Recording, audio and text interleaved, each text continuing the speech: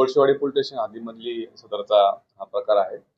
चिचपांडा रोडला त्या ठिकाणी एक जॉयस्टिक जंगल म्हणून एक गेमिंग झोन चालू असण्याबाबतची माहिती आमचे पोलीस स्टेशनचे सिनियर पी आणि त्यांचे क्राईम पी यांना मिळाली होती. त्या अनुषंगाने काल त्यांनी दुपारी त्या ठिकाणी जाऊन छापा मारला असता त्या गेमिंग झोनमध्ये आपल्याला काही आक्षेपार्ह गोष्टी त्या ठिकाणी आढळून आल्या आणि त्या ठिकाणी 8 अल्पवयीन मुलं मुली सुद्धा त्या गेमिंग झोनमध्ये तिथं मिळून आपल्याला आले. सदर गेमिंग झोनची पडताळणी केली असता त्याच्यामध्ये अशी अल्पवयीन मुलं त्या ठिकाणी येतात आणि काही क्लासेस किंवा ट्युशनच्या नावाखाली त्या ठिकाणी येऊन तासन तास त्या ठिकाणी गेम खेळतात आणि अशा अल्पवयीन मुलांचं कोणतेही रेकॉर्ड त्या ठिकाणी ठेवलं जात नाही आणि अशा अल्पवयीन मुलांना प्रवेश देणं सुद्धा कायदेशीर दृष्ट्या हे बेकायदेशीर आहे.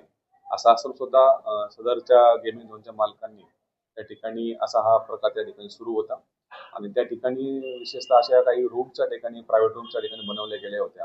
अशा ठिकाणी कोणतीही व्हेंटिलेशनची व्यवस्था नाही, कोणत्याही त्या ठिकाणी सीसीटीव्ही लावलेले नाही आणि कोणतीही सुरक्षेच्या व्यवस्थेचे कोणतेही त्या ठिकाणी उपाययोजना देखील केलेल्या नसल्याचे आमच्या टीमच्या लक्षात आल्याने त्या सदर जॉयस्टिक जंगल या मालक आणि ते चालवणारे यांच्या विरोधामध्ये BNS सेक्शन 125 3-5 त्याच्याबरोबर बॉम्बे पोलीस ऍक्ट 131 133 प्रमाणे त्या तिघांच्यावरती गुन्हा दाखल केलेला आहे. तिन्ही आरोपींना सदर गुन्ह्यामध्ये आम्ही अटक केलेली आहे आणि त्या गुन्ह्यामध्ये आपण अधिक तपास करत आहोत.